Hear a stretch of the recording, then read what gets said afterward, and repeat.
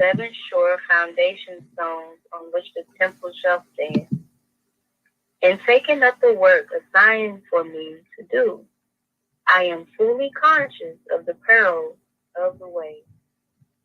The cup will be a bitter one to drink, and human nature well might shrink.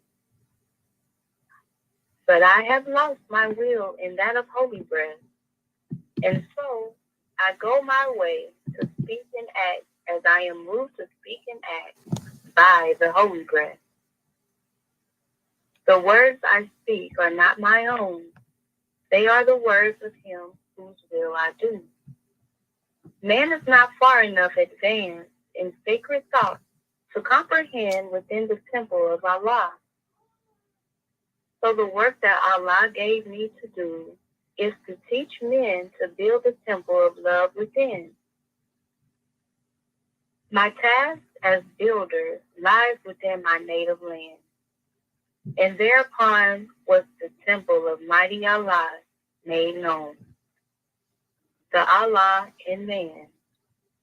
And from the lower estate of men, I will select 7 men who will represent the temple of love, Allah in man. The house of Judah, my own kindred in flesh, will comprehend but little of my mission to the world. And they will spurn me, scorn my work, accuse me falsely, bind me, take me to the judgment seat of cardinal men who will convict and slay me. But man will never slay the truth. Though banish it will come again, in greater power, for truth will subjugate the world. The temple will live, though cardinal men will postulate, though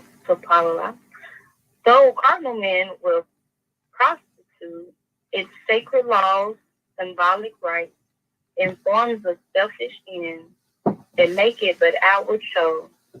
The few will find through it the kingdom of soul. And when the better age shall come, the temple will stand upon the 7 postulates and will be built according to the pattern given. The time has come. I go my way unto the world, and by the power of living faith, and by the strength that you give me, and in the name of our God Allah, the kingdom of souls shall be established, and 7 hills, and all the sages said, Amen. And Yehoshua went his way. Islam, Islam, Islam. Happy Moorish American Holy Week to all Muslims all over the world, and welcome to another Moorish Perspective class sponsored by our Moorish American government. Our host instructor is our National Assistant Grand Sheikh, Dr. Shadu Aminti and Muhedja Shepsuel, with our subject title on the floor coming from chapter 34, Ayat 6. And while the Hierophant yet spoke, the temple bells rang out in love. Ali the Logos journeyed on his way a conqueror. Gratitude to our National Assistant Grand Sheikh for opening up the way according to law. And gratitude to the National Grand Secretary of the state of Indiana, Dr. Saad Natinu Hedgeru El, for taking registration and also reading the chapter of the week. I will now call to the floor our host instructor, National Assistant Grand Sheikh, Dr. Shadu Aminti Yamuhedji Shepsuel. Islam, Grand Man. Islamism. Can you hear me, sister? Clear as a bell. Gratitude. Okay, gratitude. Gratitude. Islamism without the schism. That means Moorish America can hear us. Well, let us rise upon the 7th and give all praises to the great God Allah, Father God Allah, and honors to his holy prophet, honors to our holy prophet, Noble Drew Ali, El-Hajj Sharif Abdul Ali, that is. We give honors to our Moorish kin once again, here, there, and everywhere, and therefore honors to all of you who are continuously honoring yourselves by being yourselves. We give honors to our Grand National Seal. We give honors to our Grand National Emblem, National Flag, Divine Constitution and bylaws.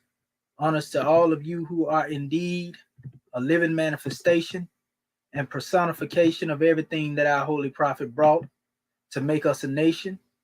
Where would we be without this great nation of Moorish America? It's just a grand drawing to be home, Moorish Ken. We can say that from the onset, just starting off.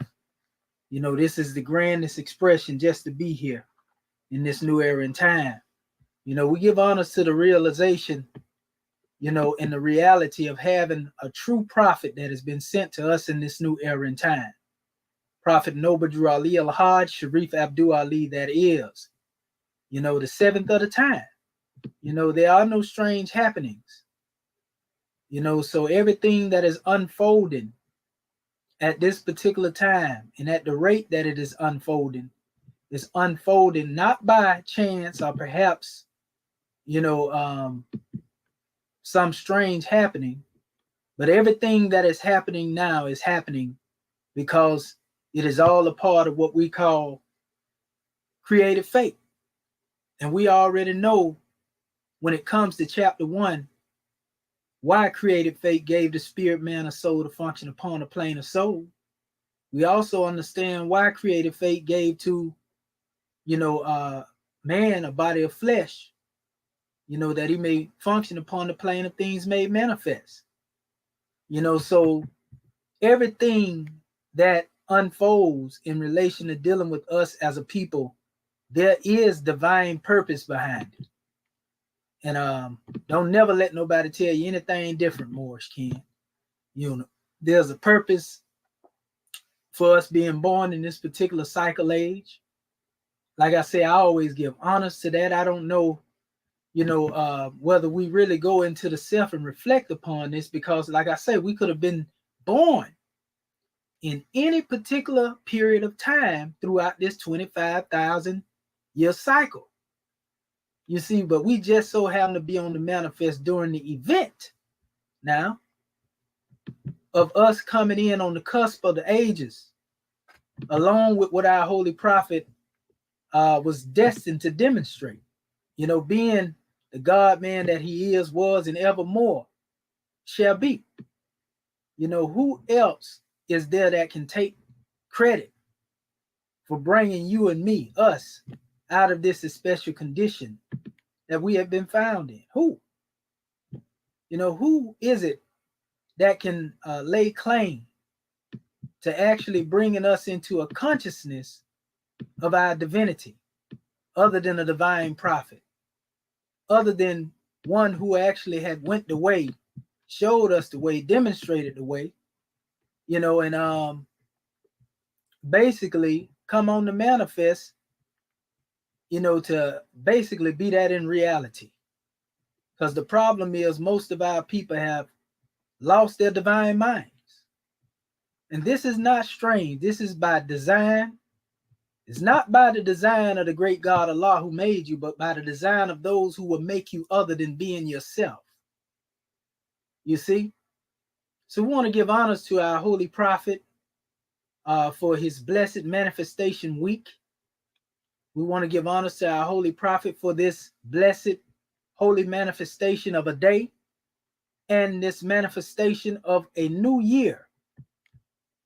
Because we have found out that the nature of a hierophant is to come on the manifest in due time and reveal all of those things that have been kept in secret, all of those things that have been hidden from us.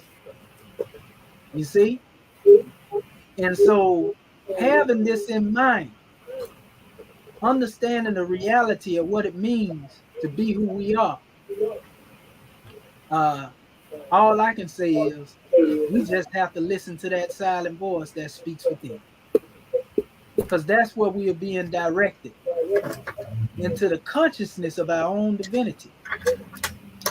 And once we are able to come into the consciousness of our own divinity, then the world too can bear witness to this grand teaching that we have been given. So much so to where we will be able to come into the realization of that special teaching and be the consciousness that we were born to be.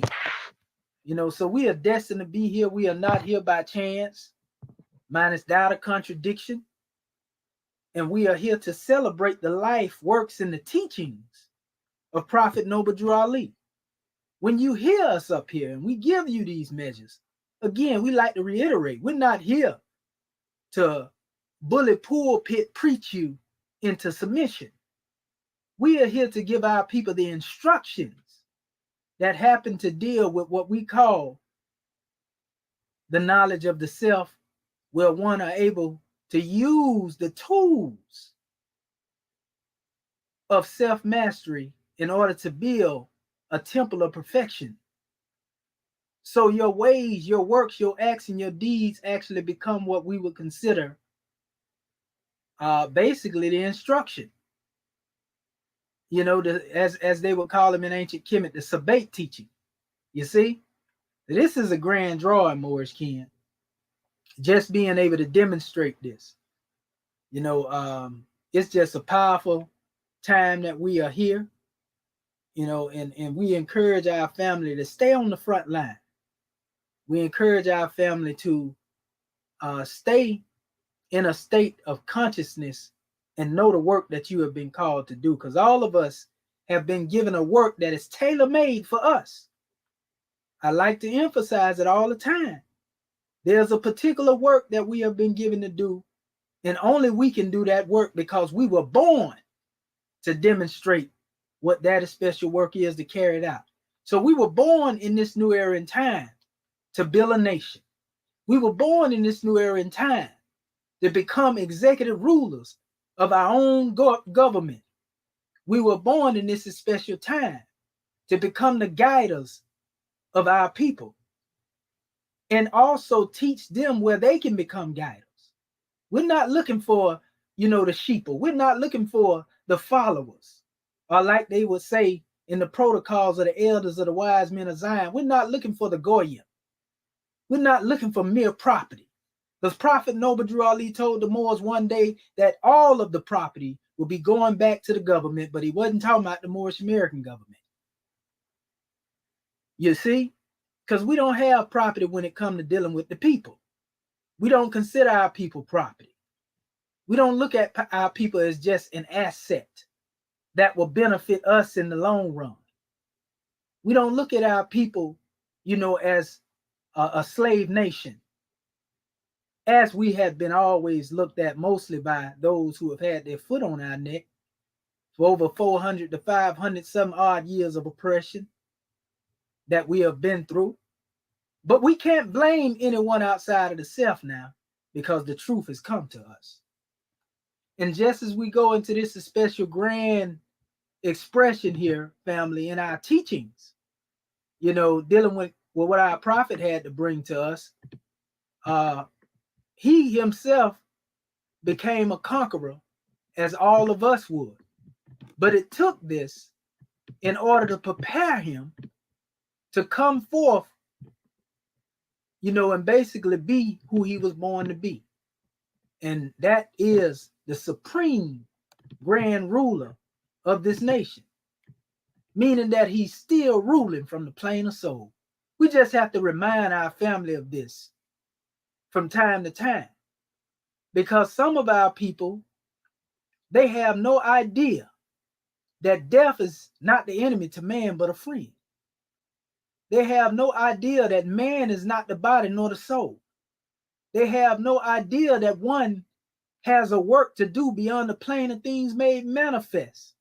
They have no idea that when we ascend beyond the plane of things made manifest and we drop this garb that we call a physical body, that we still have the ability to influence the actions and the deeds of those who are destined to come behind us to complete our work. This is why Prophet Noble Drew Ali told the Moors, again, you heard him, he told you that he will be working from that plane of the soul. And in the process of being able to work from the plane of soul, he would be able to better aid and assist, because there the enemy would not be able to hide. In fact, he would be able to expose all of the hidden machinations that hinder a nation. If you don't know what machinations are, this has to do with conspiracy, plot to keep a people asleep, a conspiracy or a plot to make sure that you and I would never come up out of that shallow grave of assumable jurisdiction. You see? But so it is when our holy prophet began to work from the plane of soul, and he began to reach back down into this special realm of reality. He gave us a consciousness and a wisdom from on high, because we know the wisdom speak from out of the highest plane of spirit life. But he gave us a wisdom, and is constantly giving us a wisdom that would actually be that which would allow us to build that which we were already destined to become. That's a nation. So we have fallen as a people in order that we may be able to rise into greatness and even be greater than what we was. So everything that we have suffered up to this special point was nothing more than preparation, trial and error, as it is normally called when you go in through a process of building. There's always trial and error, you see? And so we have went through the trial and the error, and now we are on the manifest after going through all of that trial and error. And we are here now to begin to do that great work of building a nation.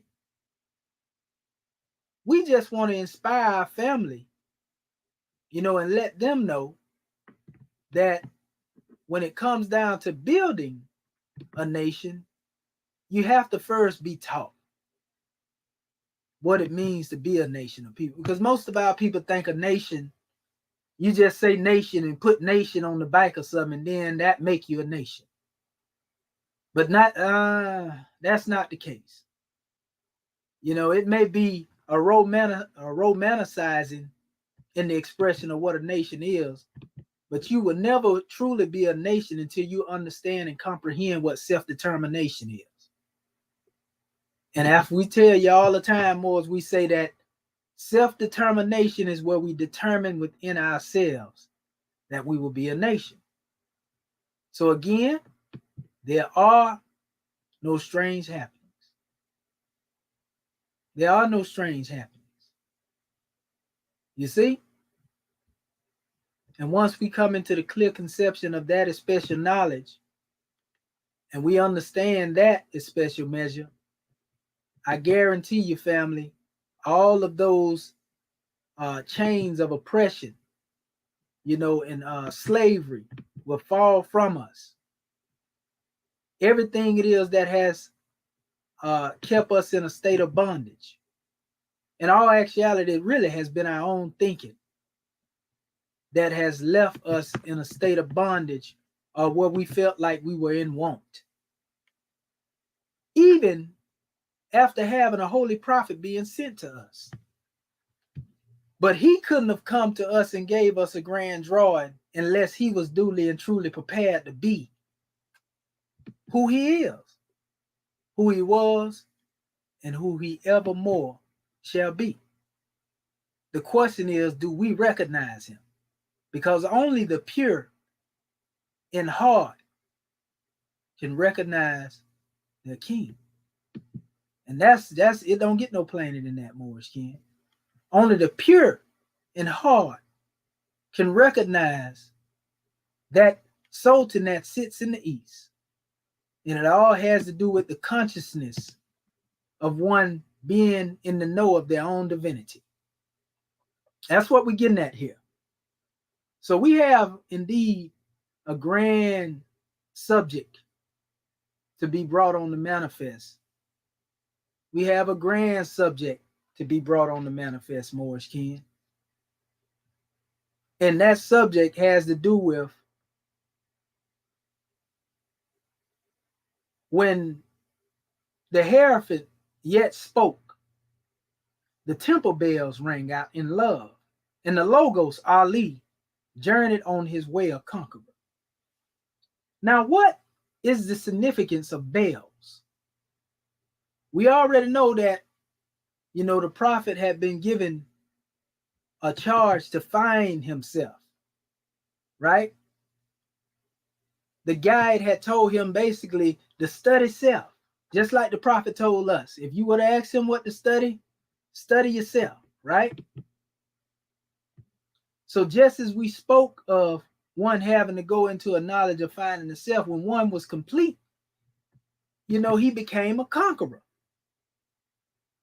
You see, everything it is that we seek to know about the great God, everything it is we seek to know of ourselves or about creation in and of itself, is all to be found within the essence of the self.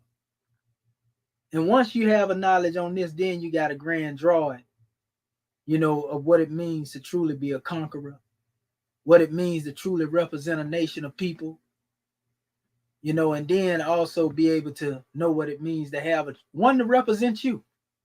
Because the NBC has no one to represent him. The NBC is not represented by anyone. So-called Negro, black, and colored man, who has stood forth to represent an NBC nation? I'll wait.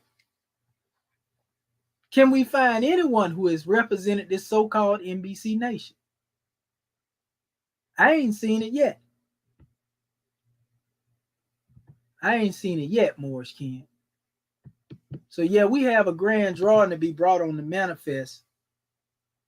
And we give honors to the higher self. Because the higher self is consciousness. The higher self is the reality of our divinity. The higher self is the great God in man. Again, we ain't dealing with no spookism. We talking about the reality of God. We don't teach our people to serve gods outside of the self. You see? Because the great God Allah is the higher self, always speaking in a silent voice if we would but listen. So we in a present chapter today, Morris Ken.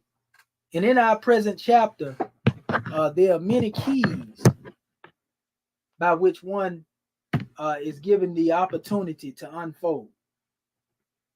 And what I want to do, I actually want to present my screen, and just so that our audience can follow us, I'm going to share my screen real quick.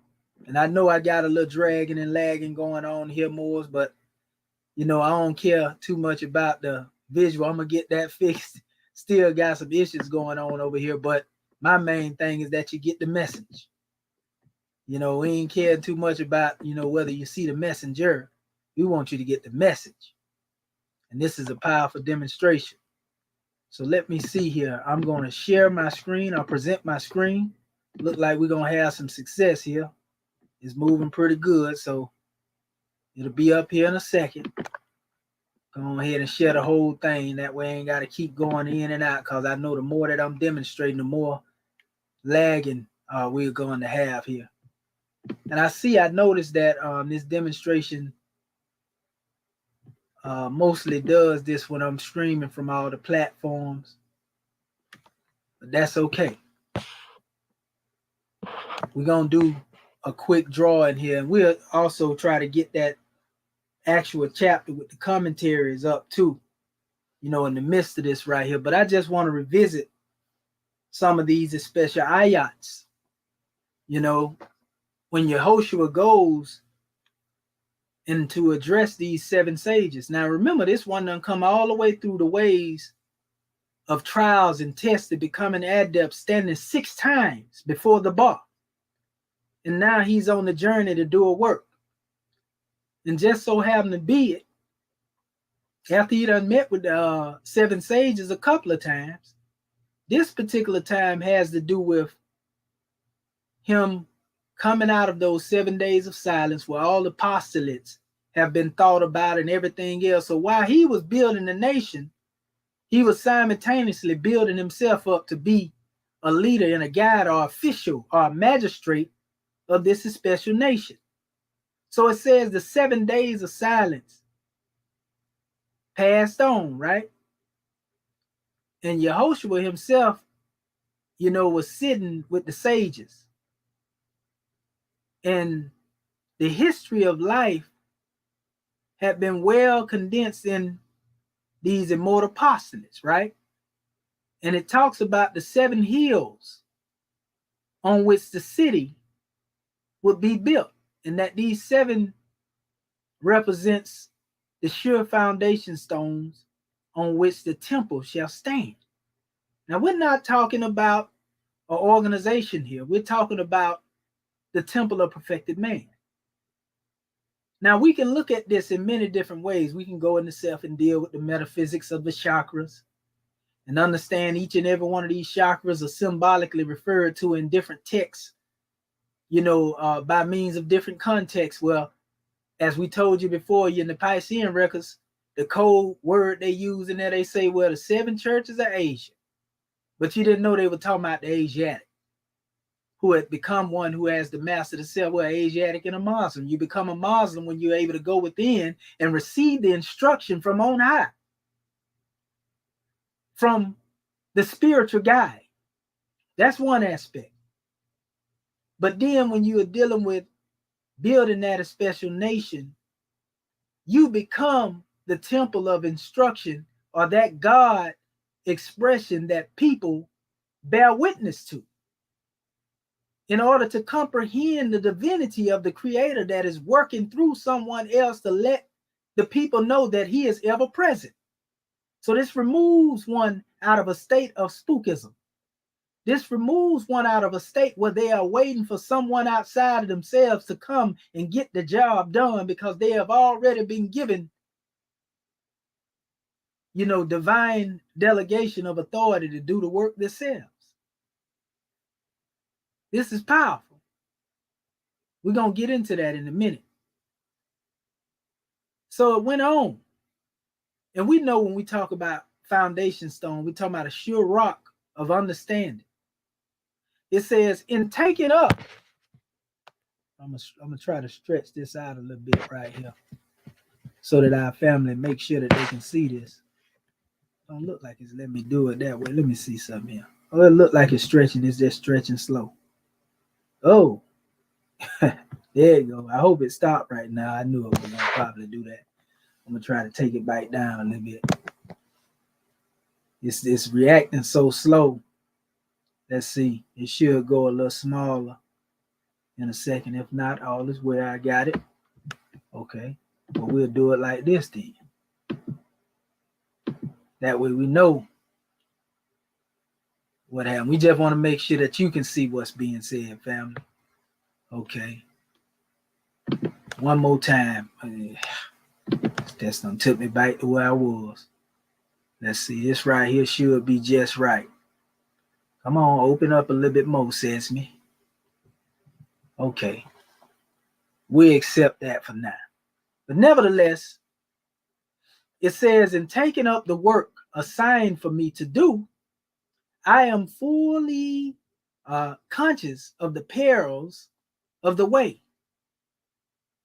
The cup would be a bitter one to drink, and human nature well might shrink. But I have lost my will in that of holy breath, and so I go my way to speak and act as I am moved to speak and act by the holy breath. In other words, everything that this grand man, this once neophyte, student adept, coming into this special state, the will has become so much absorbed into the will of the Creator to where one, in doing every act it is that they demonstrate, whatever course of movement that they demonstrate to bring about some type of change, is not motivated by their own whim. They're doing this ever being mindful that they are but a vessel or a vehicle through which the Creator is working. So that's why I say I have lost my will in that of holy breath. And so I go my way to speak and act as I am moved to speak and act by the holy breath. How many of us have reached a state of consciousness like that? Well, we may intend to do something on the manifest, but holy breath directs us to another end, which would justify the divine means, as opposed to what it is that we may have had in mind. Sometimes this is the hardest thing for one to fight, which is king's ambition. And in this fight of king's ambition, one is often trying to figure out the way in which they will be saved, which is why Prophet Noble Drew Ali says, stop trying to figure out the way that you being saved and get behind me. I got this. I know what I'm doing. Have you ever been in a vehicle with somebody and you know where you're going, but they got all types of suggestions? They think you should go this way, or they don't think you're getting there fast enough. All types of things, people do. And ones may say things that make you kind of be out of whack, and they'll have you thinking you finna get hit by something and then distract you, and you may end up running into something if you get distracted enough. But nevertheless, this is really nothing more than the way that one's own mind, the matriculations of the mind, plays with one. That lower self begin to whisper. When the lower self begin to whisper to you, you better know that you must be close to your divinity. That's the only reason it's whispering, because it feels as if you come into a higher state of consciousness, then, well, you can't be, the lower self ain't got nothing to feed on then. Not if you focusing solely on the higher self. So when you become an adept or a mastermind and you begin to focus on your divinity, this causes pain and anguish to that ego, to that lower self. And that's why we have to conquer that, again, in order for us to be successful in what it is we're trying to carry out. But we can't be doing it on our own whim. We got to be moving in the realms of that has to do with the deific will. We got to link our will up with the deific will, and we call this conforming to the will of the great God, not being made to submit. We already know to conform means to take on the characteristics, to actually cooperate with the higher self instead of bucking. See, when you force to submit, that means that you hard-headed. So you got to be made to do something.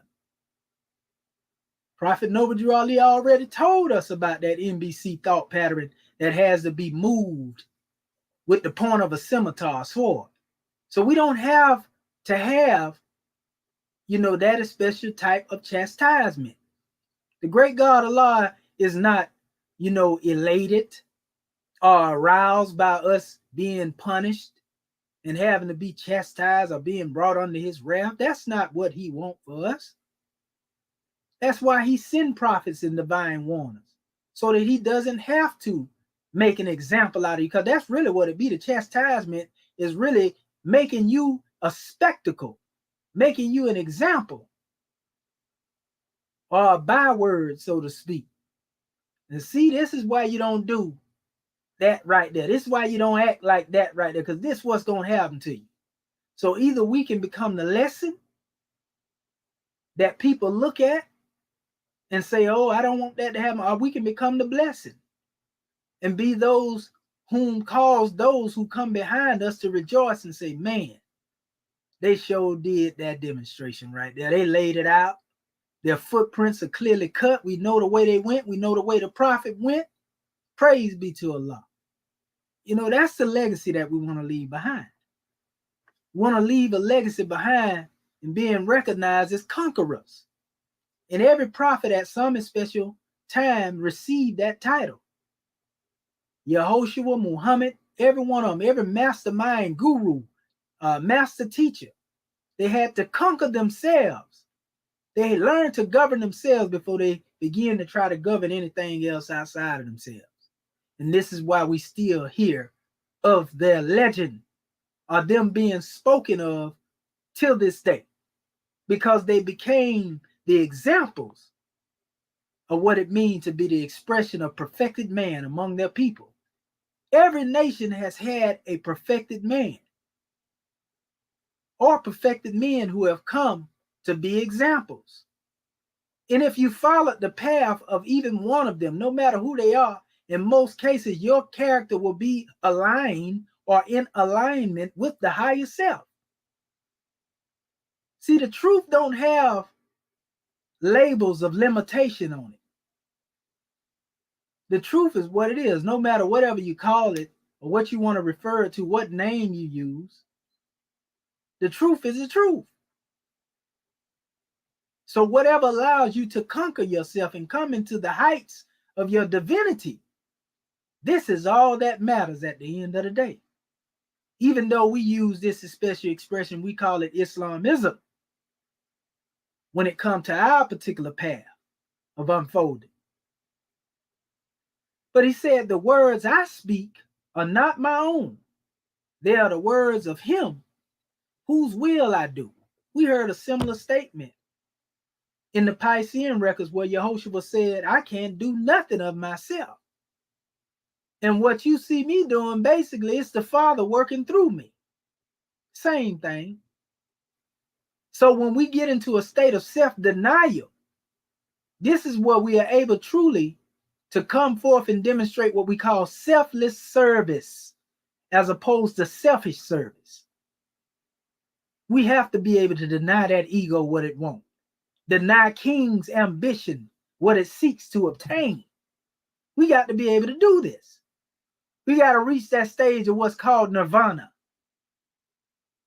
You see, we got to reach the real knowledge of what's called al-asma wasifa, the beautiful names of the great God Allah, as the Sufi adepts would say. We have to come into the state of the dot in the middle of the bat, what they call the isma of Allah, the reality of being able to live those attributes in certitude by asserting ourselves.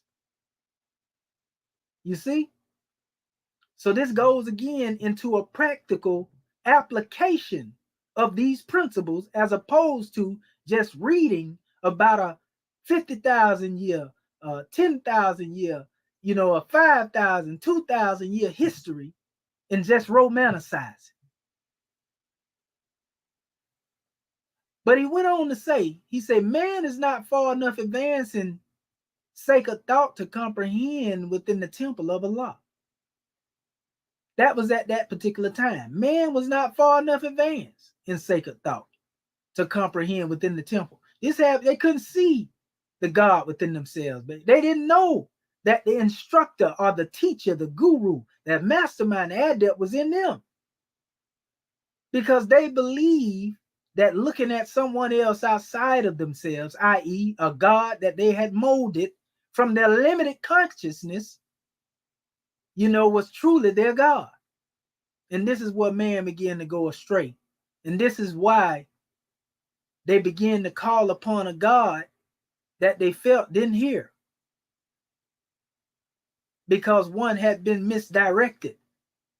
One had been guided off of the Sirat al-Mustaqim, as they would say, the straight path, the path that leads straightway to the great God. Transcending and superseding beyond all middlemen. So it said, I am sent to be a pattern of the temple that man must build within. Goodness gracious. What is a pattern? Patterns are basically, to a certain degree, blueprints. We were talking earlier today about the great God Allah when he created the seven heavens, and how in the Grand Quran it says when he created these seven heavens, he said, moreover, his design comprehended the heavens and the earth. This is intelligent design, divine intelligence in creation. In ancient Kemet, they referred to this divine intelligence as Tehudi.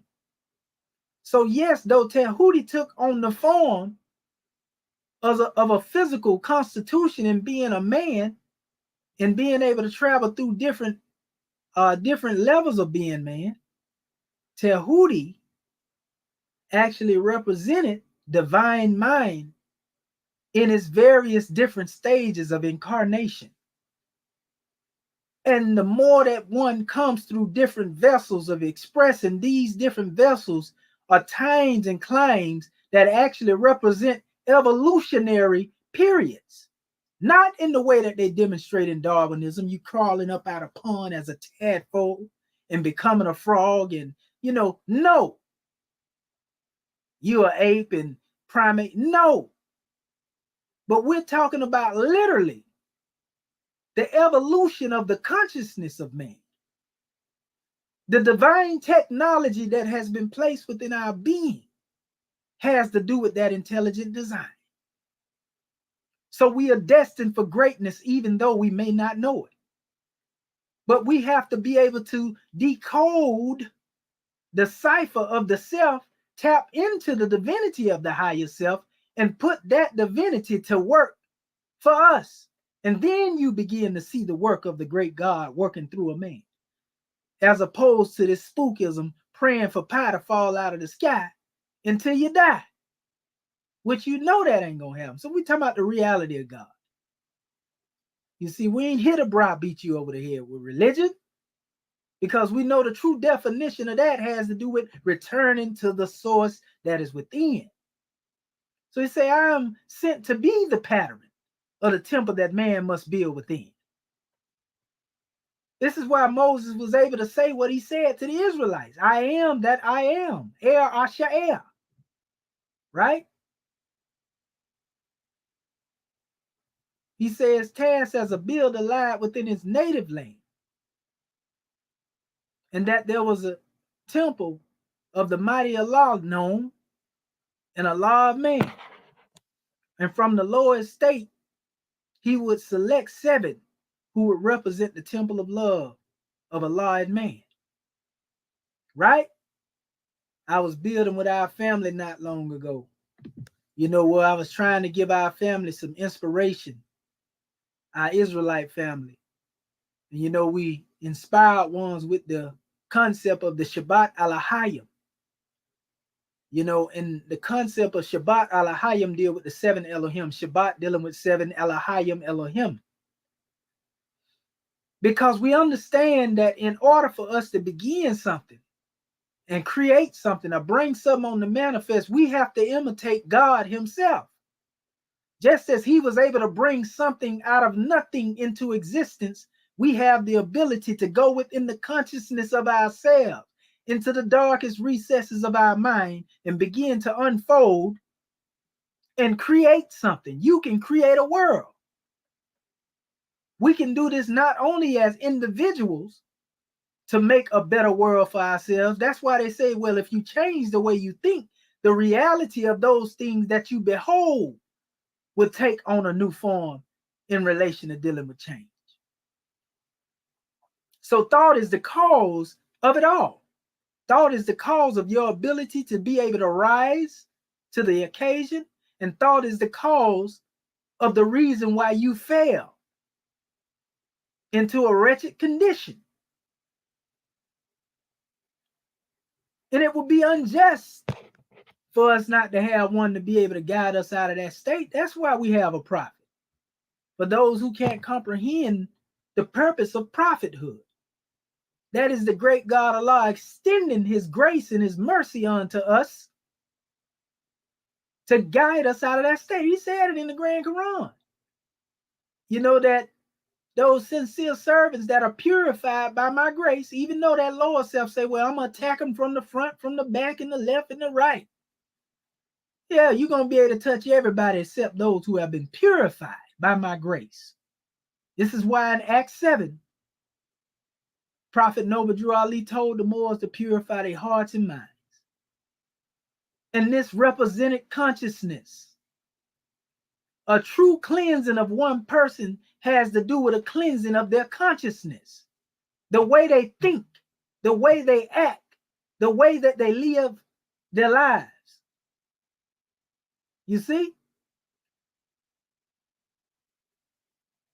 It is this act that makes the resurrection a fact. We ain't talking about nobody dying for your sins. We ain't talking about putting nobody on no cross. We're talking about the resurrection into your consciousness. Once the lower self dies, once that ego dies, once that MBC dies, and you learn the science and the methodology of preservation of the self-preservation. We call it the preserving of the body from decay. Once you learn this, it's your duty and obligation to demonstrate the order of operation as a doctor of divinity when it comes to the application of what it is that you know. Islam. You see, we can't make this stuff up, family. You know the truth when you hear it. The problem is, though, we have been placed in the condition to where we have been taught to think with a welfare recipient like mentality, where we are looking for those outside of us to do for that or do that for which we are able to do ourselves. So yes, Yehoshua was sent as a pattern over 2,000 years ago to be a representation of the temple that man must build within. Yes, there were many masterminds who came throughout the climes in the time to do the same. But now you have that same charge to be the temple or pattern of the temple of perfection that those who are coming behind us are able to bear witness to and receive instruction from. You hear Moore's always saying it, where people watch you more than they listen to you. So the instruction comes more from your ways, acts, and deeds than they do from what you say out of your mouth. See, it's good to philosophize. It's good to talk about the temple of perfected man. It's beautiful to speak about these things, but another thing to actually live it. Not because you are living to be seen in the eyes of others, but you know that this is your charge, this is your station, this is what you have been called to do. So it says, my task as a builder lies within my native land. In other words, you're supposed to be building within your native land. You see? Feeding from the ethers of your native plane. It says, and thereupon was the temple of the mighty Allah made known. Allah in man. So for those who didn't know it, before you heard anybody else go to talking about Allah who comes into the person, or Allah coming into somebody, Allah personifying himself through his holy breath, Noble Drew Ali was the first to teach that teaching, the concept of Allah and man. He called it spirit clothed with soul made in the form of Allah.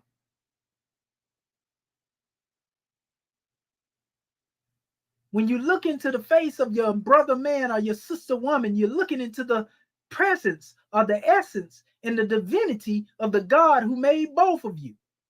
And if we are looking at each other this way, which we would never look at Allah with dirty thoughts, he didn't produce us from dirty thoughts. So if we're looking at each other this way, then we can really build something.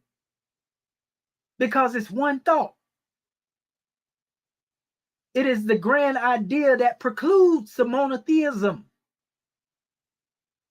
It's not in the nature of a people to believe in the oneness of the Creator and not be one. It's not in the nature of the people to believe in the oneness of creation and the Creator and not have a teaching based upon that oneness. And this has been since the beginning of time. It's not in the nature of the nation to have a prophet. And we've seen this throughout the time. We've seen Yehoshua being sent to his people. But yet every portion, there's a particular portion that splits off into various different schisms and isms. And out of all of them that's claiming Yehoshua, none of them comprehend the oneness of his message. Same thing happened with Moses. Same thing happened with Abraham. Same thing happened with Muhammad ibn Abdullah. And the same thing is presently happening with Prophet Noble. If it's one prophet and he had one temple and it was one special teaching, we were one nation, me and Morrison, but what's the problem? So there's nothing new under the sun when it comes to the schisms. You see? It says, and from the lower estate of men, I will select 7 men who will represent the temple of love, a live man. And this goes back to the tradition of dealing with the 7 sages of the ages being chosen, at the turn of the time to come forth, take their posts, and be postulates for that particular time and claim a generation that's on the manifest. One come forth to make laws for those who come, and then those rise up, and then 7 come from those who rise up, and they do their work, and then some come behind them. That's the divine nature of everything in creation. It's the cycle of life. This is living expression of the circle 7. It started with the great God Allah breathing forth 7 to create, but yet giving man the same opportunity, being made in his image, to breathe forth 7 and build his nation. That's why we encourage our family when we tell them, well, it's 7 postulates in the government. The prophet breathed that forth. Well, as a microcosmic expression of that macrocosmic act of what the prophet did, then anybody that established a consulate here in this government, they are to breathe forth the 7. And if you are doing it this way, you can't go wrong. The only way that you cannot be successful is that you do not go by the pattern, the plan, or the blueprint that was set out. So it says here, it says the house of Judah. This is for our family that didn't know that we honor the true bloodline of messianic divinity. The house of Judah, my own kindred in flesh, i.e. Moorish American Muslims. They will comprehend but little of my mission to the world. See, this is the age of I know, and I therefore have become what I know. Not just dealing with I know, but I have become that in which I know. You see? Let me get this second here. Didn't notice I didn't have my charge in here, but that's all right. We ain't gonna let this demonstration die off right here on us. So we're in the age of being in a state of fruition. So if you notice, he's speaking of the house of Judah, his own kindred in flesh will comprehend but little of his mission to the world. He even told his people in the Piscean records, do you not know that the kingdom of heaven will be taken away from you and given to a nation that will bring forth the fruits thereof?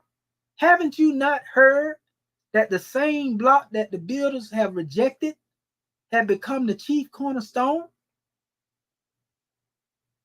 He was telling them that there would be a nation that would come behind them that will complete his work, because many of those that were present with him didn't comprehend what it was he was demonstrating. So the same thing that Yehoshua dealt with 2,000 years ago, Yehoshua come again, Prophet Noble Ali had to deal with, because his own kindred of the house of Ali, Moorish American Muslims, they didn't comprehend his mission. They only comprehended him as being a religious leader. They didn't comprehend him being the guider of a nation.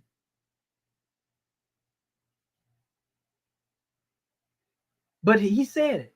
I'm going to leave the European here long enough to teach the Moors how to run a government. And you got some that'll dispute you down to this day and tell you the government was the organization. Even though the organization, we have to emphasize it, you cannot be an organization and operate politically. They're going to take you 501c3, family. Let's stop playing with ourselves. Sure, you can say, oh, yeah, we got a spiritual government, but we're talking about government in reality. Because government ain't gonna do you no good in the spirit realm when it comes to dealing with, what you need to sustain your people physically. The spirit is what we will actually pattern ourselves after. But as far as just waiting on, things to unfold and not do nothing about it, no, that's actually treason against your people. But it said they will spurn me. Now he talking about his own people now. Scorn my work, accuse me falsely, bind me, take me to the judgment seat, a corner me, who will convict and slay me.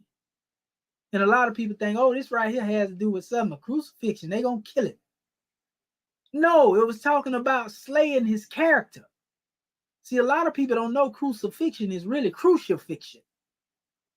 The crucifixion that is accepted by your own people, to whereas they will support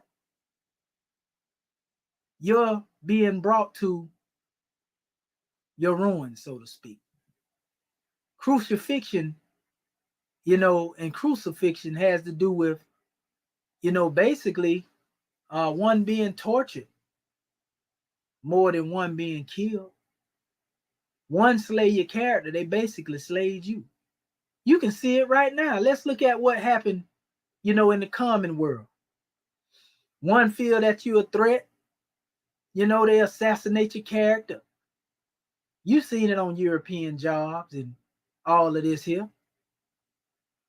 They come up with some plot to overthrow and take one off the count. I was talking to my family today about dealing with coming into a knowledge of my ancestry, and just looking into that one Ramses the third that they say I got some blood line connected to. This one was betrayed by his own seed.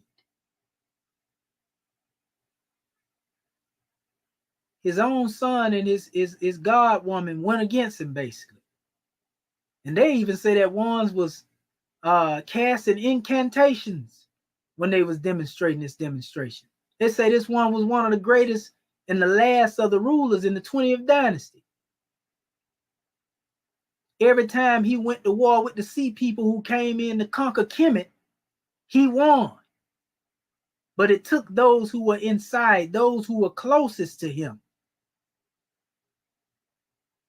to take him off the count. And they say the wound that brought him to his demise was so severe because they seen the slit in his throat, that they basically drove whatever they drove all the way through to his vertebra. And it would be impossible for him to survive such a blow because everything was severed, from this special drawing. And they say this one was good to his people. And yet and still, even with the trial, those who participated in the overthrow, he was still just to them. He said a lot of them would be brought to their own ruin by the works that they demonstrated. It's some history there. But this has been going on since the beginning of time. Assassination, intrigue, plot.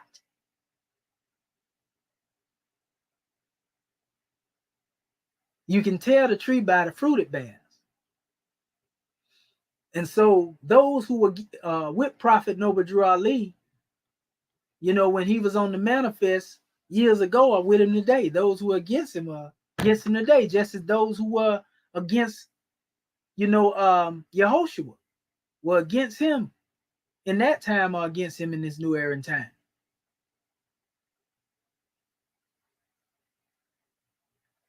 Spirits reincarnate. The prophet said he was going to let good spirits and bad spirits incarnate. But that's a whole nother measure.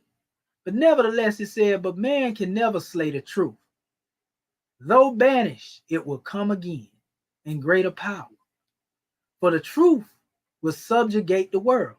Now, we are told that man himself is the truth in our questionnaire.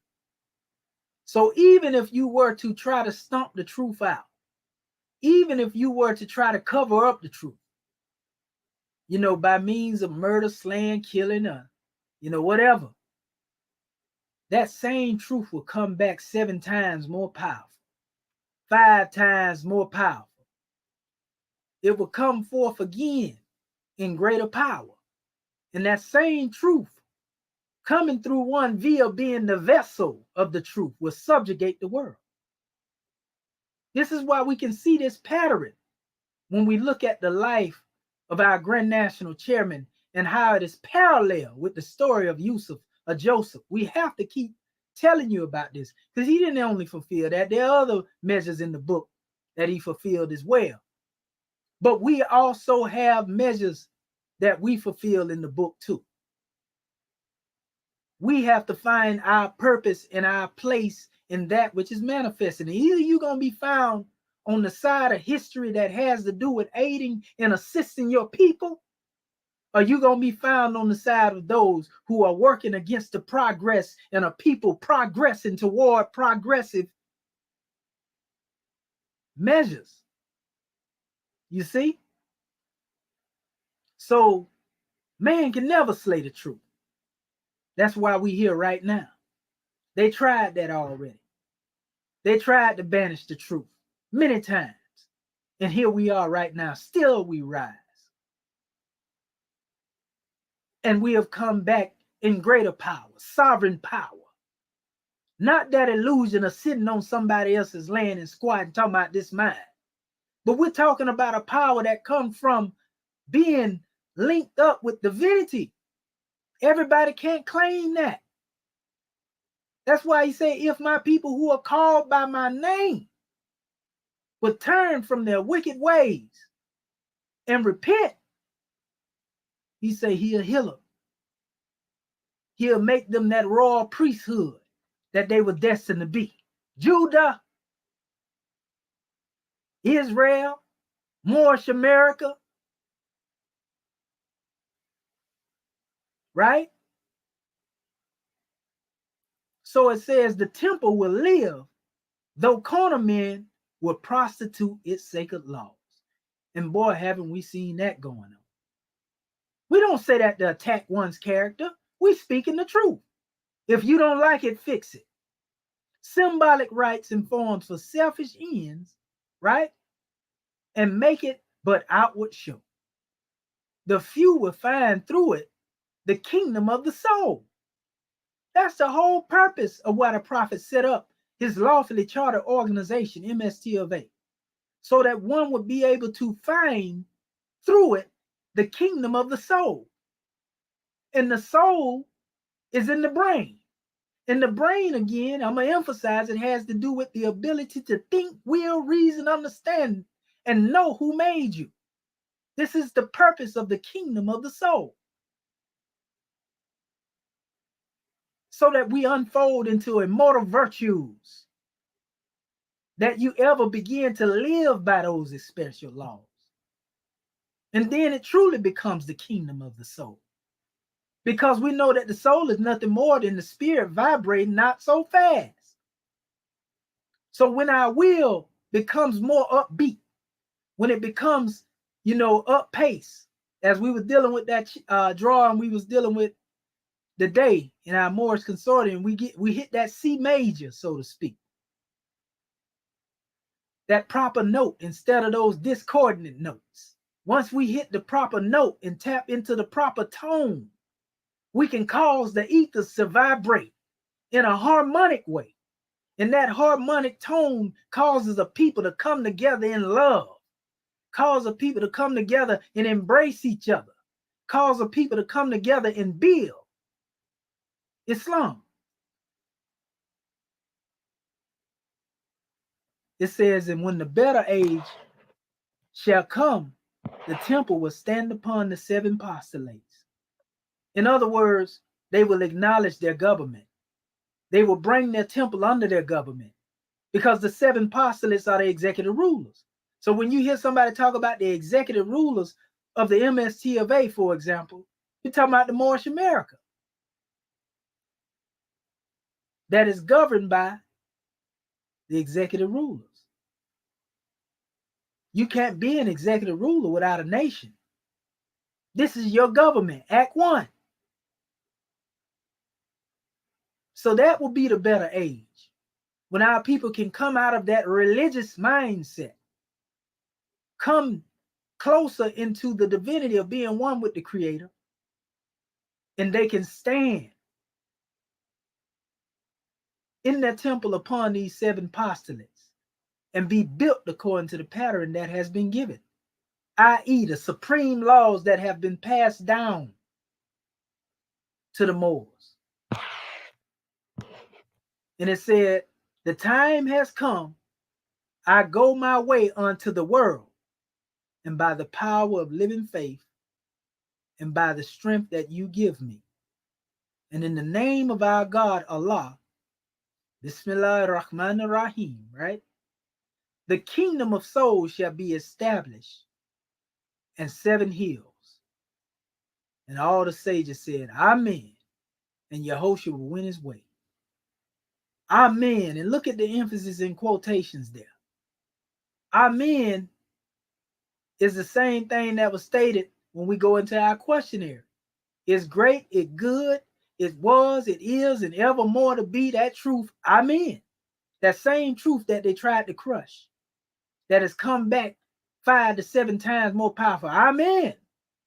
The hidden that has become manifest, whereas you wasn't able to see this because it had been wrapped in a veil. It had been wrapped in a mantle.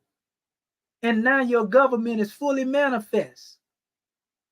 Now you can see with the 7 eyes of the soul. Carnal eyes, you can't see this. Because the carnal eye of the NBC, all it can see is being a slave. All it can see is being somebody else's property. All it can see is being dictated from, or we can say even by those who have made themselves your master. You see, Amen. The hidden has now become manifest. We know Amen actually means more. High priest. Man, that's a powerful demonstration.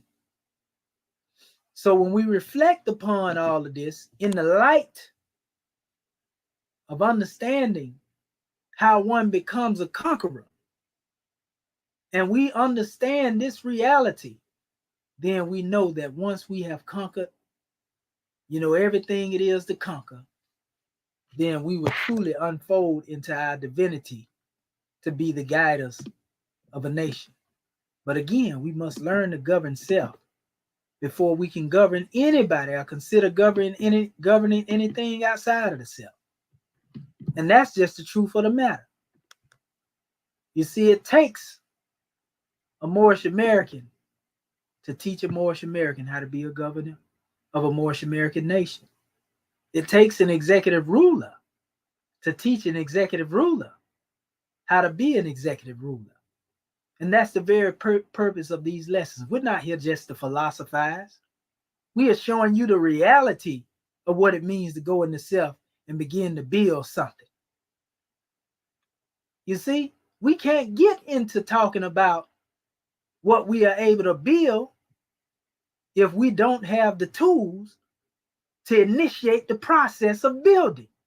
Because you can't build anything with bogus building materials. I don't care how much you shine them up. I don't care how much you oil them up.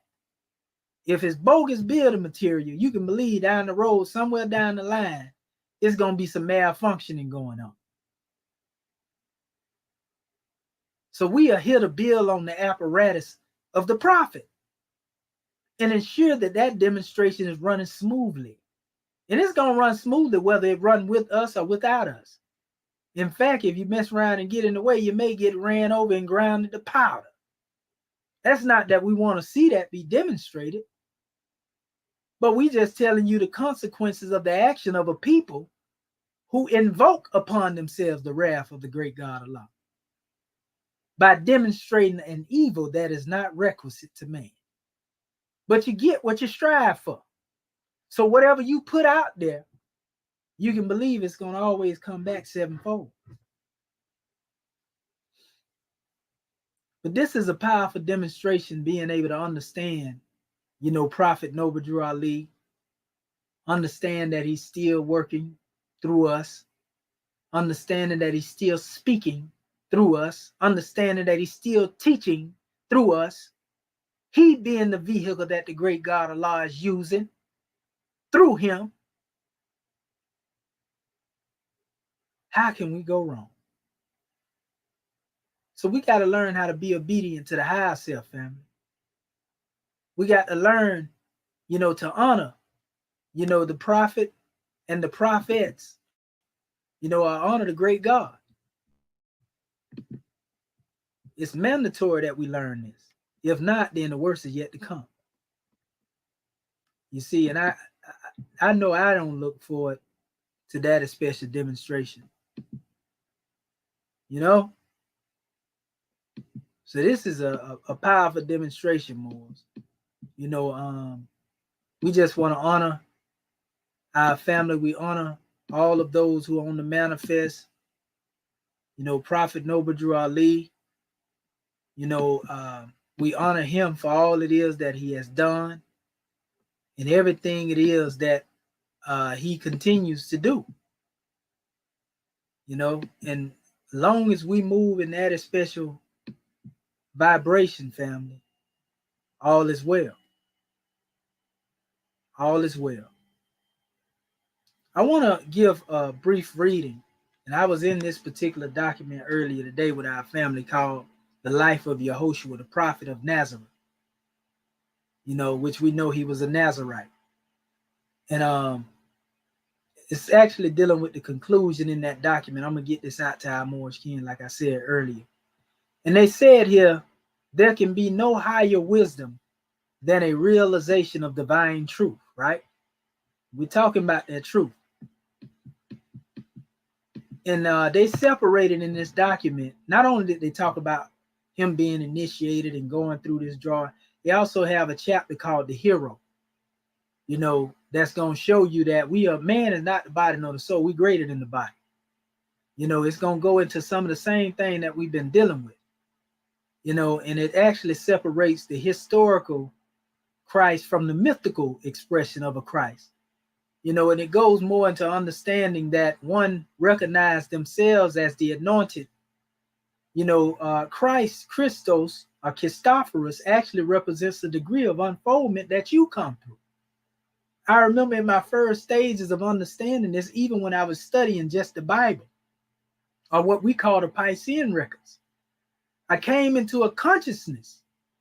We already know that Yehoshua called the people gods that was getting ready to stone him. And he was quoting, where it stated, I have said the ye are gods.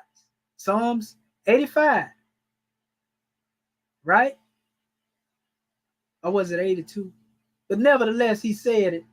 And when you go into this special drawing and you understand this, I understood that it was a difference between the one that they called Jesus, who we call Yehoshua, and the Christ. One represented the physical man himself, and the other represented a station. So though the physical man may leave the physical form, the station of Christhood, or the degree of being anointed as a Christ, would always be there.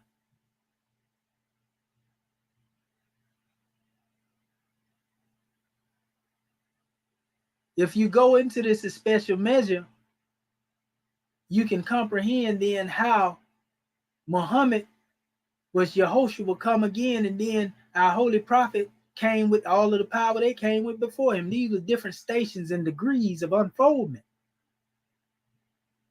So the word Christ, comes from, what some would call Greek or the Coptic word that comes from the word Mashiach, a Messiah, the logos, so to speak, right?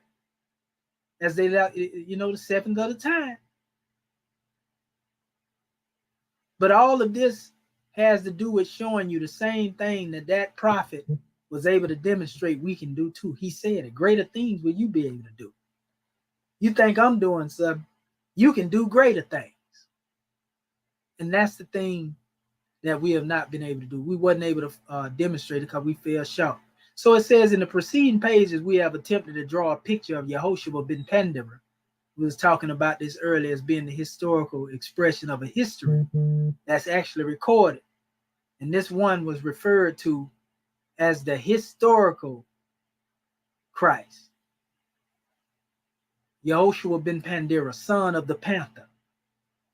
It says, in whom the eternal Christ became manifest.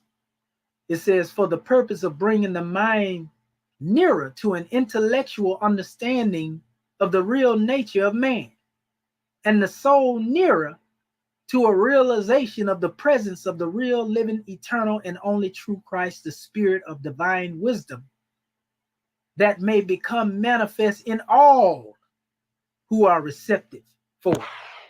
Such was Prophet Noble Drew Ali. It says, many of the doctrines we have attempted to explain are not new. They are taught in Christian pulpits. And moreover, they are also taught, but in different forms, in the pulpits of those whom the Christians are pleased to call the heathen. It would therefore be readily seen by the unprejudiced observer that while denouncing the abuses made of religion by the priestcraft, neither Yehoshua nor ourselves have been attempting to overthrow the truth of Christianity nor any other religious system. We have attempted to show that while the Christ whom the Christian sects have preached or preaching is merely a human being whose work of redemption is a thing of the past, the Christ taught by the spiritual perception of man is an eternal and ever-present infinite power whose work of redemption is still and continually going on within the hearts of all who worship the truth.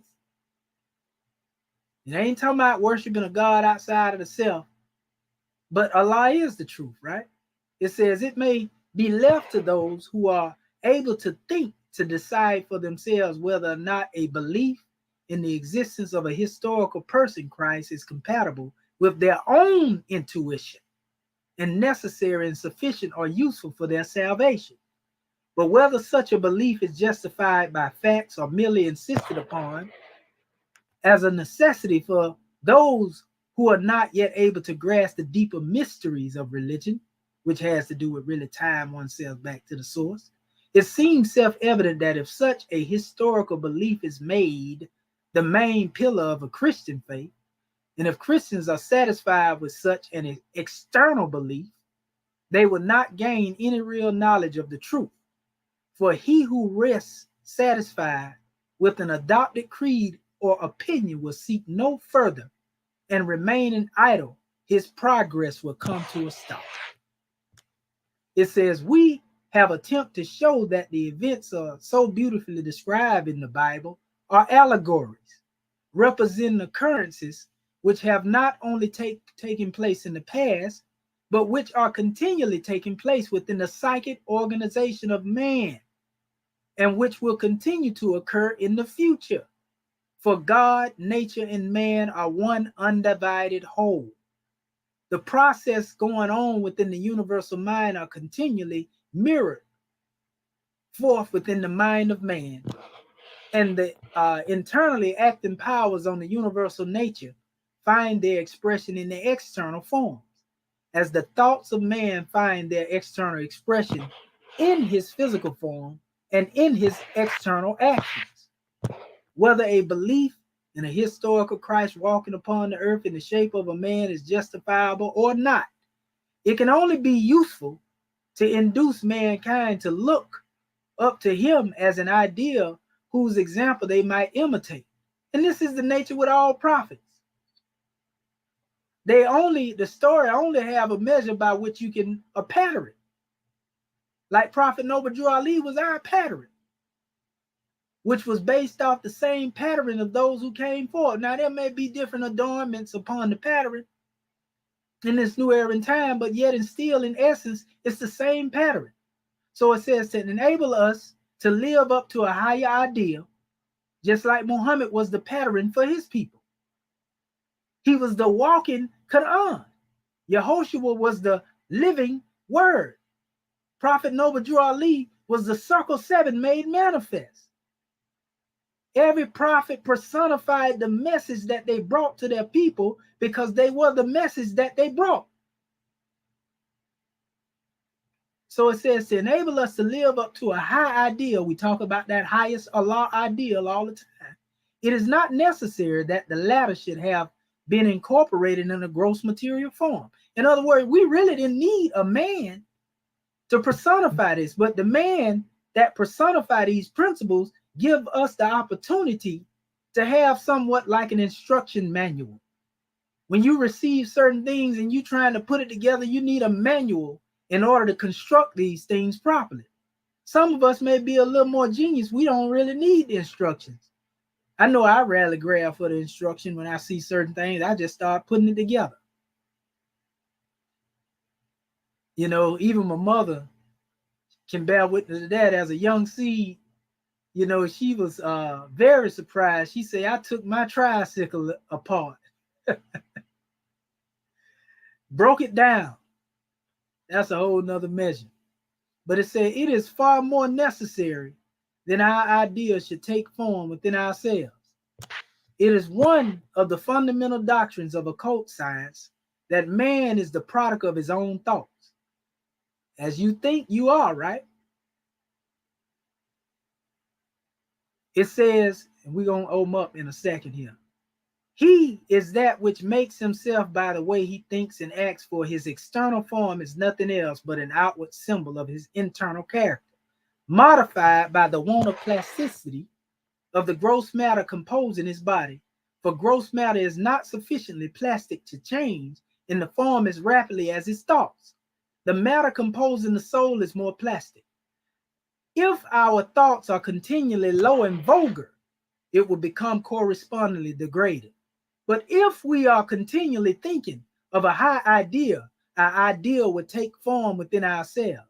If we are satisfied with a belief in a historical Christ without seeking to cause or enable a Christ to grow within ourselves, such a belief would not be merely useless, but it will be an impediment in our way to perfection. The object of true religion is to ennoble mankind and to awaken men to the realization of the divinity of spirit within themselves. Religion in its theoretical aspect means a real knowledge of the relations which exist between man and the eternal source from which his spirit emanated in the beginning. Religion in its practical aspect means the union of man with God, a union that cannot be effective through external, right? Interference or permission of a clergyman, that middleman, but which must be affected by the power of the internal will. There is no real knowledge to be attained by merely learning a theory. There is no real knowledge unless that theory is confirmed by practice. We would not abolish the external forms of religious worship because forms are necessary for those who live in form to lead them up to higher conceptions of the truth by means of an idealization of forms until they arrive at the state in which they may realize the existence of that which is above form and above expression in language. But if the practice of a religion is not at all in accordance with this or its theory, if the form is made to assume the prerogatives of the living spirit, if a knowledge of the truth is made to rest upon a belief in an improbable tale of an external historical event, while the truth itself is denied admittance, if religion instead of being used to ennoble mankind is made to serve the temporal purposes of the churches, then will the living spirit depart from the forms, and the forms themselves will decay. Such a decay is almost universally observed. Even those who cling to the church must be aware of the fact that in visiting the churches, they have received nothing but what they bring with them to the church, and that a sermon is only effective upon the audience if it gives expression to the sentiments of the latter. But the masses of the people are beginning to look upon promises made by the churches as being drafts upon a bank which does not exist, upon the places of worship as serving rather for houses, fashionable resort, religious amusement, than as places where anything useful is taught. They instinctively feel that there can be no salvation by merely external means, and having been misled by the superficial arguments of our modern beer house philosophers and inculcated with the poison of skepticism, they have begun to doubt the possibility of a life after the death of the body, and therefore they make no efforts to save themselves and to develop that internal power by which they might become conscious of a higher state of existence. See, this is what's happening, family, when you prostitute the laws. But I'm gonna stop right there because I want to open up this drawing, because we know that the truth of the matter is that one must become one with the great God. you know and it says here, if man conquers the living elements acting within his material nature, which are appealing to his love for animal life and animal pleasure, and if he follows the voice of wisdom within, the gross elements of his soul become gradually refined, and the veil of matter which hides the spiritual world from his sight becomes thinner, and at last he may arrive at the state in which he dies to the attractions of the sense and is reborn in spirit. Powerful demonstration, you know. So this is powerful, family. I'm gonna stop right here. There's much more that can be said, and we will go further into these matters. We just want to say praise be to Allah for sending us a prophet who did become the pattern that we could recognize. But we're not so caught up in this special pattern, to where we don't recognize the divinity of the great God Allah working in us. That's what Prophet Noble Drew Ali taught the Moors. So at this time, what I want to do, I want to open up the floor to Act 1.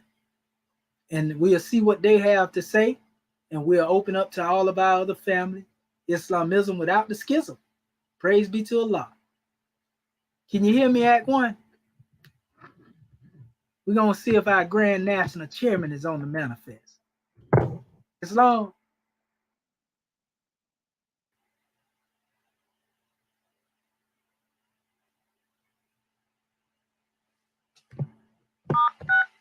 Muted.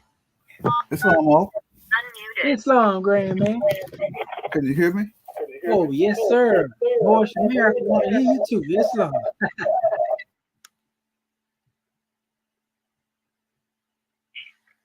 Okay, here I am. Yes, sir. Just let me write praise to Allah and honor Prophet Noble Drew Ali. Say much honor to Noble Drew Ali for bringing us everything. Our nationality, our free national name, man. Man. I mean, he just brought us everything. I mean, he didn't leave out nothing. And when it comes down to being the Swift Angels, Divine Ministers,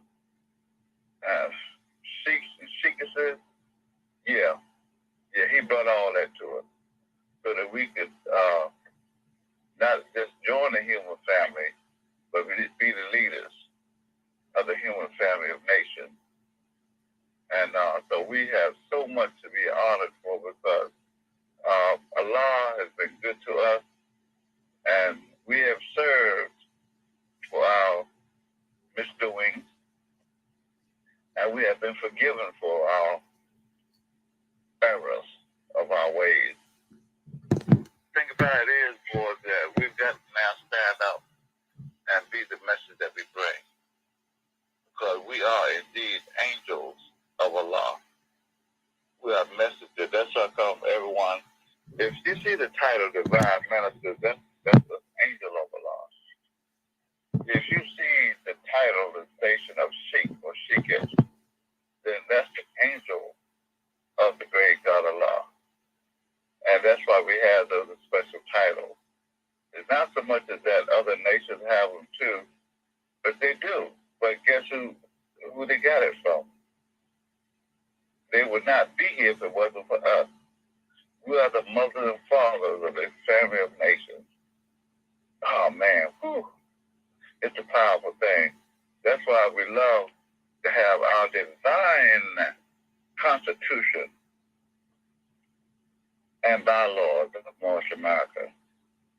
We are so honored, Moors. So, I'm here, got my pants leg rolled up so in case somebody want to start something. So, but I'm here. Love you, man. Islamism. Well, we love you too, number one defender. Dr. Acting Pert M. Hair Root Tooth the Coming Bay. Yes, sir. Ain't nobody know how to sling that scimitar like yourself. I keep telling them, the chairman came back with that scimitar and brought us some of them too. Man, please, Islam, I wish a member would. And those who pose as members too. Islam.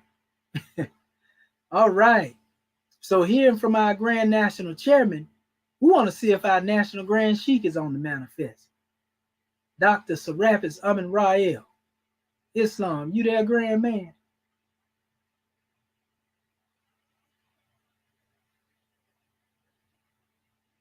Islam, Dr. Shahid, I don't see the National Grand Sheik on the line. Islam, all is well. With that, we know he there in spirit, so all right. Well, Grand National Secretary of the State, I call you so quick.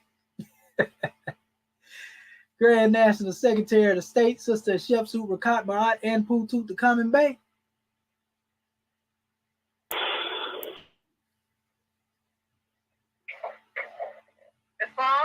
Islamism. Gratitude. First of all, I want to rise. Praise the Lord. This has been a grand class. First of all, I want to rise, giving all praises to our Father God of all. Giving honor to our prophet, Noble Jurali, the last prophet in these days and times. Giving honor to our Moorish American government, all of our officials, staff, with angels, muftis, divine ministers, most especially our Moorish guests.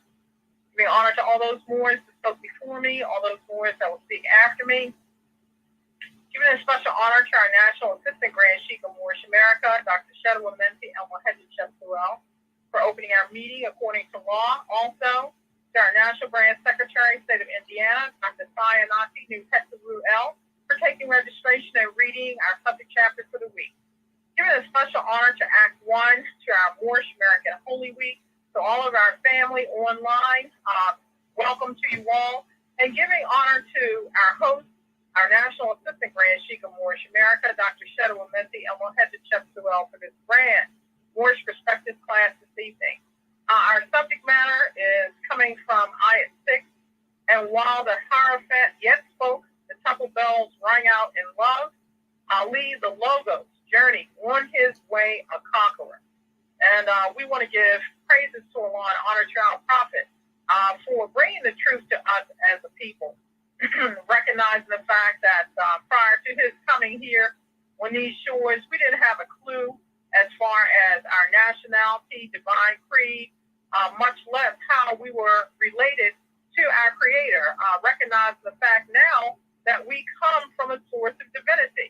And it was through our lower thinking that we fell, and now it is our job to get these truths, make it applicable to the self, as you stated, and ascend into what is naturally, what naturally is us, which is our spirit self. When we look at, you brought forth so many keys, Dr. Shahid.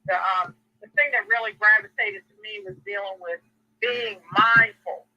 Being mindful, recognizing the fact that we are to conform our will to the deistic will, and recognizing the fact that we have got to be so foundated, keeping it above the neck, demonstrating love, truth, peace, freedom, and justice, that Allah is able to use us, that our prophet is able to use us, that we are the vehicle, and it's not our will, but how it is that Allah and our prophet sees fit to use us for the benefit of uplifting fallen humanity. So definitely, we have all been through degrees in reference to whether it be not having any understanding, being in an unconscious state, or even receiving the truth and thinking that our way is best. We've all been subject to some kind of wrath or chastisement, and that's part of the love of our Creator in encouraging us to get on that straight and narrow path. When we look at it from the aspect of making these lessons applicable to the self, and what you brought forth was so beautiful and in line with our prophet speaks about, that the third and fourth generation will see the good of our work. Definitely, we want to leave a legacy, because the degrees that I had to go through in reference to, for a long time, thinking that I'm some misnomer as far as a black woman, etc., until the advent of Prophet Noble Drew Ali. I don't want my children, my children's children, etc., and our descendant line to have to come up with that wondering demonstration. And when we are able to pass down these degrees of nationality, that you come from a source of divinity. Your ancestors were kings and queens, and also we are the return of the ancient ones. And this provides a strong foundation for our children to be able to come up. And we're not just restricting it to those speaking about children and youth. We're speaking about those that are open enough to be willing to learn, to be willing to study and make these lessons and degrees applicable to the self. We're not here just basically collecting knowledge and data and letting books and records collect dust. We are making it applicable to the self. This is what the prophet speaks about in reference to building that temple of perfected man, that unseen demonstration, but it starts from within. We have always, here in the West, been encouraged to look outside of the self, but our prophet teaches us that we have got to be able to go within and be able to determine and discern our own strengths and weaknesses in order for us to be able to grow. If you don't recognize the fact that you have an illness or weakness or what have you, the prophet terms it as mental slavery, then you think that everything is okay. So we have become complacent as the people in our state of sluggishness or unconsciousness, whatever term that you want to put upon it. But this is a new era of time now, and we see each and every day the genocide and all kinds of ill behind being stateless or being without a nation. So we give much honor to our nation, which is the theocratic nation, the theocratic government. And the last aspect that was so beautifully put was that our prophet left his footsteps clearly cut. He was that pattern for us to follow. His instruction were imitate I, the prophet. So in our imitating the prophet, we're not just doing this for outward show or for man to see or look at me, which was stroking our ego and vanity, but we're doing it to make these lessons applicable to the self, because it's all about the study of the self and self-mastery. So grand class, Dr. Shaheed, much gratitude to all of my Moorish kin online.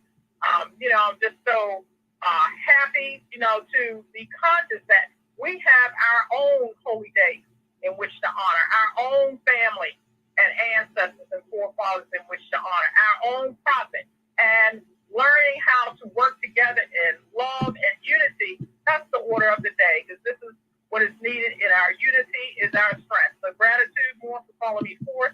Much peace and love to all of my Moorish kin.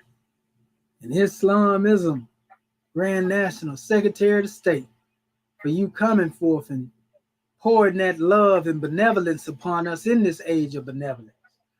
This is the age in which, we come out of the age of Cunham, and we see that one is being formed as a nation upon the potter's wheel, to become a master nation of the people. So gratitude, Islamism without the schism. All right. We're going to call forth National Mufti. We want to see if the Assistant Grand National Secretary of the State is on the manifest first and foremost. Islam, are you there, Goddess and Queen? Sister Alseta Moonell.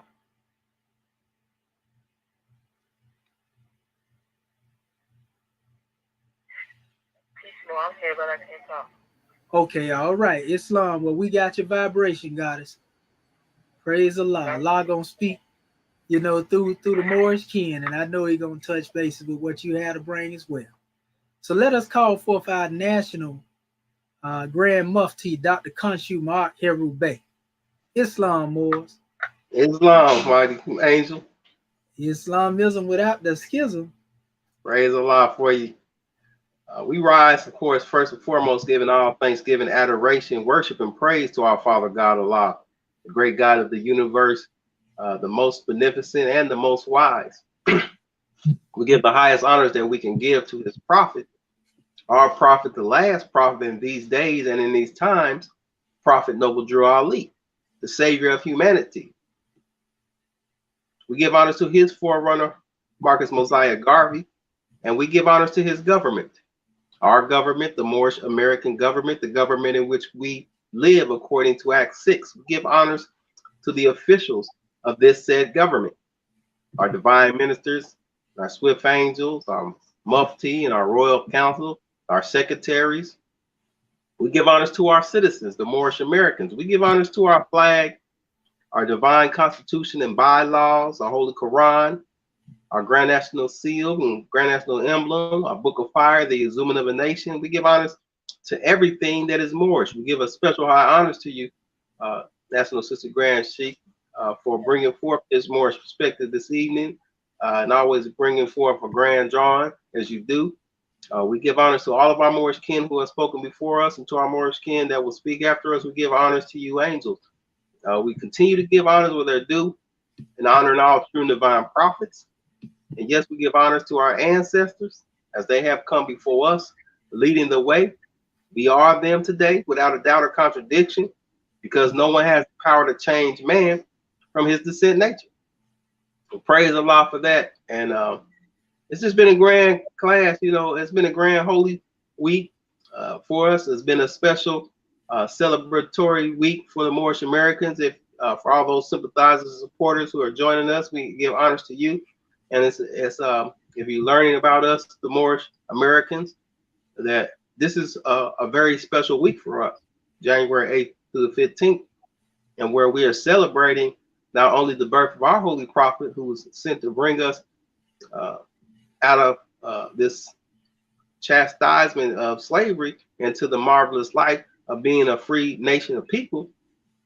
You know, it is also represents a time where we go into a new era of time now. And so when we look at the fact that, you know, that the logos, or Ali, the logos, you know, goes about the conqueror goes about his way and doing what he's supposed to do.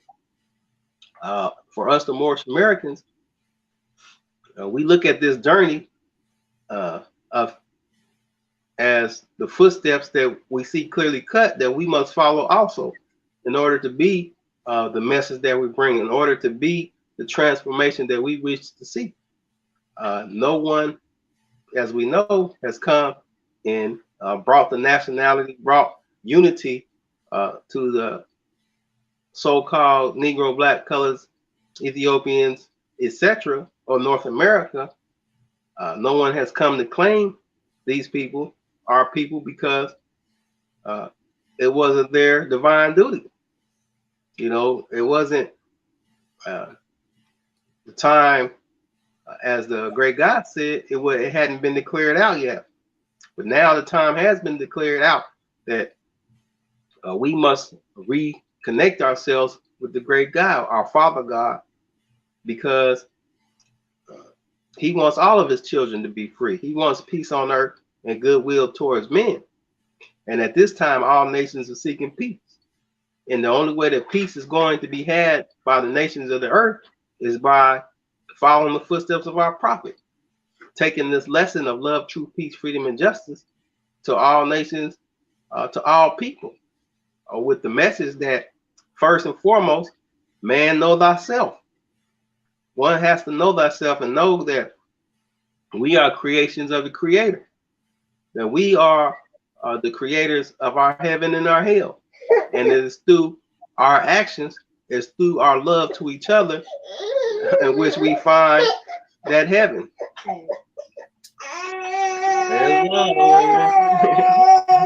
So, you know, as you can see, even the young, they know the time has been declared out. That time of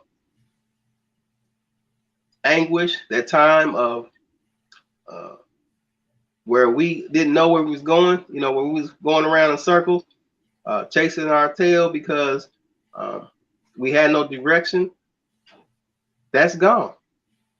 Ali, the Logos, has journeyed on his way, a conqueror. And we see that he has conquered not only the things in his life, but in death, because we are still here. We are here this day as a manifestation of his conquering. We are here as a manifestation of his life, because every word he speaks is spirit. And so he has spoken the spirit of life into us as a people, a life that's dedicated and predicated upon the five highest principles known to man. That we are no longer clinging to hatred, slander, lewdness, murders, or thefts, or those things that harms, but we are demonstrating the higher self, the mother of the virtues and harmonies of life, which breeds justice, mercy, love, and right. And so, as these ones who have been a part of our enslavement may fear that we may do the same thing to them, we already know as divine people that that is not our way, and that's not what we wish. We do not wish to continue to spread hatred. We do not wish to continue to spread a murderous thought, a thought of death, but we wish to bring about life everlasting. You know, build the temple of perfected man, that temple that which is not carved out by hands, but by the love of the great God.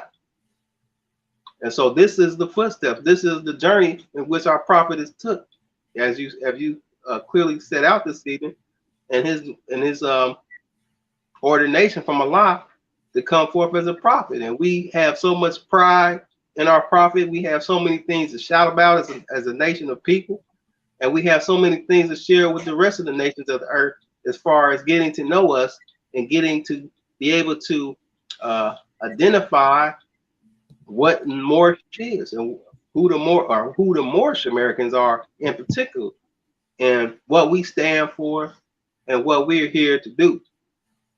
We're here to bring and be the bridge or the glue that binds every living thing to every other living thing. In fact, that we are demonstrating that this is the time of Emmanuel, that when God and man are one. And so this is what we wish to bring forth in this day and age to everyone who sees this, to everyone who hears the sounds of our voices, that we come in peace, hands open, demonstrating that we have nothing to hide and that we have no hatred in our heart.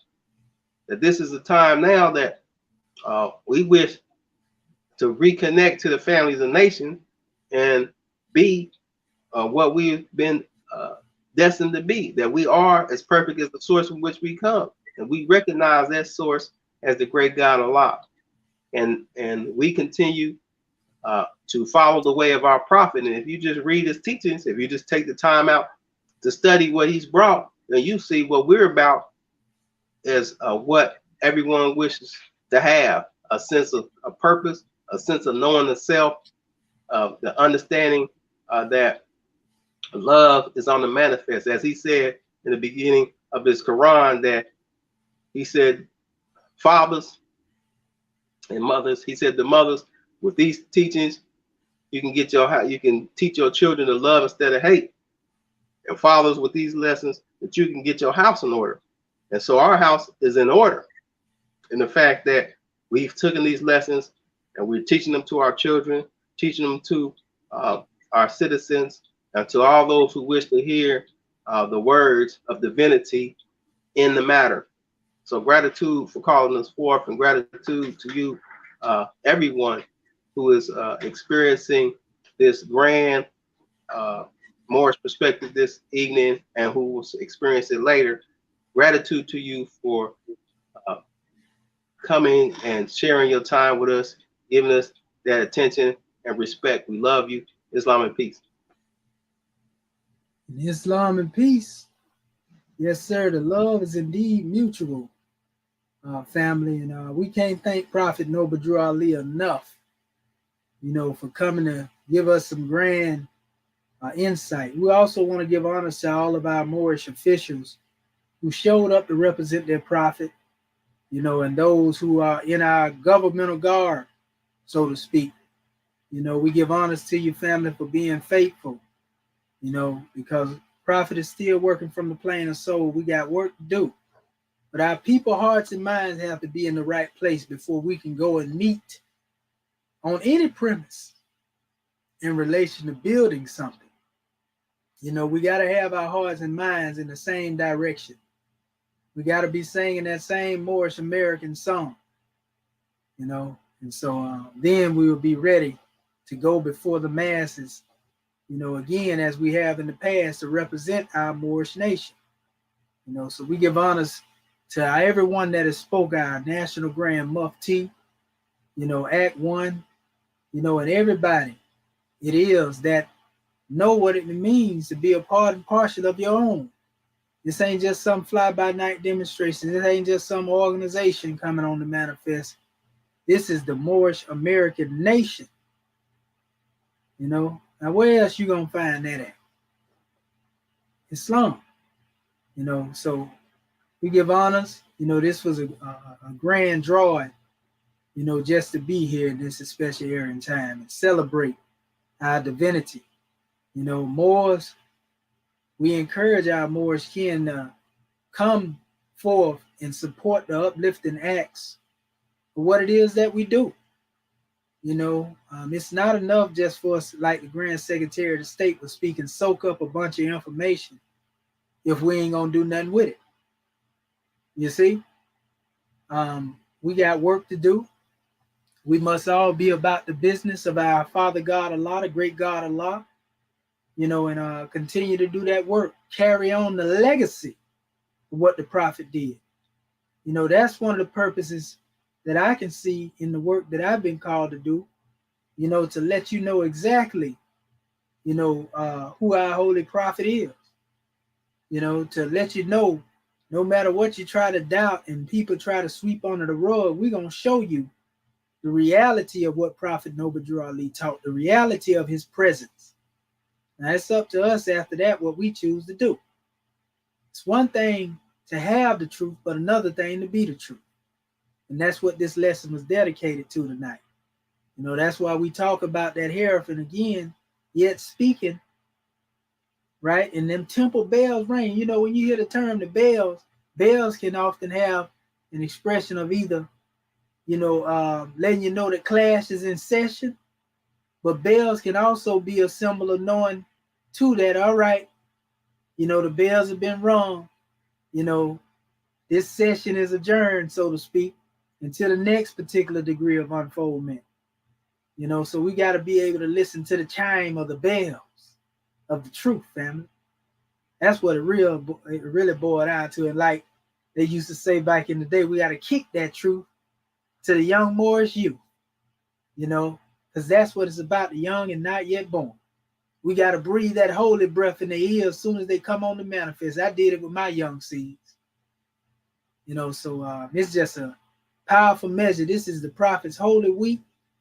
So, you know, we know that we called on Act One, but we're going to call on our family again in this closing just to see if there's anything else they want to say to the masses. Then we're going to take this demonstration to third heaven. But we ain't going to give nobody no opportunity to have no crickets on the manifest during the Prophet's manifestation week at all. Islam. All right. So is there any other measure, you know, to be brought forth that our family Act One would like to encourage? All is well. If all is well was given in the first measure, you know, Islam.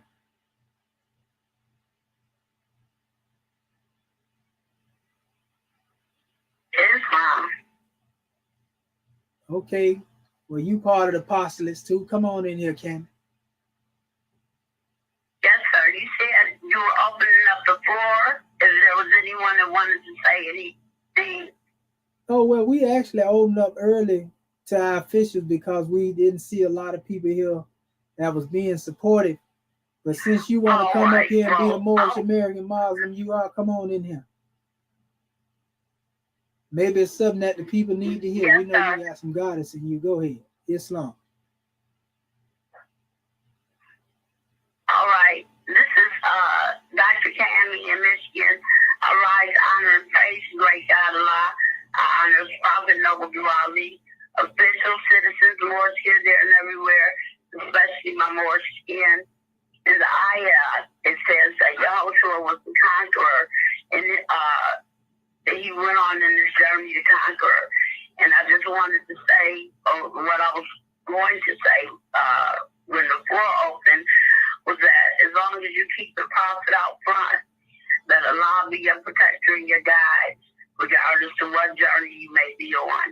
You can conquer it with your faith and belief, and that strength and power from Allah.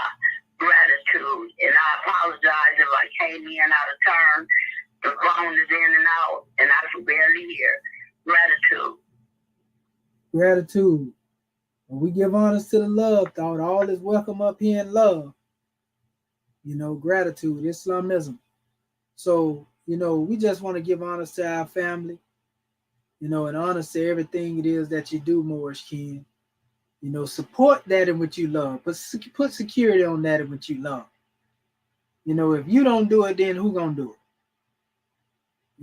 I don't know about nobody else, but I love the idea of self-determination and building our nation. You see, I don't never get tired of doing that. And I ain't too busy to do it neither. So we want to give honors to all of you who have brought forth, your Moorish talents. Because we're going to pool them resources to let it be known we don't build with bogus building material. And everything it is we set out to do and accomplish, we will accomplish. Ain't no ifs, ands, and buts about that. The question is are we really ready for manumission? It's a new era in time, Moors. So that being said, we just want to say keep the prophet out front.